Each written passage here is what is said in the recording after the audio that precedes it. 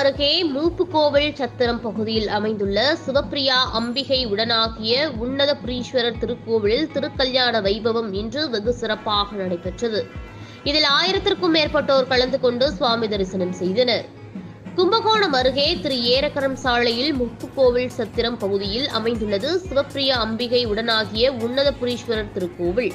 கடந்த 2016ஆம் ஆண்டு தை மாதம் இப்பகுதி மக்களால் திருப்பணிகள் செய்யப்பட்டு மகா கும்பாபிஷேகம் நடைபெற்ற நிலையில் இத்திருக்கோவிலின் 8ஆம் ஆண்டு வருடாபிஷேக திருக்கல்யாண வைபவம் இன்று சிறப்பாக நடைபெற்றது.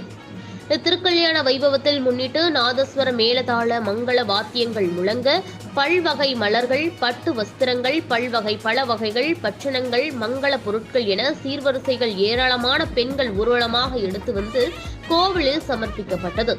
தொடர்ந்து சுவாமிகள் மாலை மற்றும் வைபவம், அதனை அடுத்து நலுங்கு வைத்தல் நிகழ்வும் நடைபெற்றது. பின்னர் சிவாச்சாரியர்கள் விசேஷ யாகம் வளர்த்து வேத மந்திரங்கள் ஓதி சிவப்பிரியா அம்பிகைக்கு திருமாங்கல்யம் அணிவிக்க திருக்கல்யாண வைபவம் வெகு சிறப்பாக நடைபெற்றது. அதனைத் தொடர்ந்து மகா தீபாராதனை செய்யப்பட்டு பக்தர்களுக்கு அருள் பிரசாதங்கள் வழங்கப்பட்டது. திருக்கல்யாணம் ஏராளமான பெண்கள் உட்பட 1000க்கும் மேற்பட்டோர் கலந்து கொண்டு தரிசனம் செய்தனர்.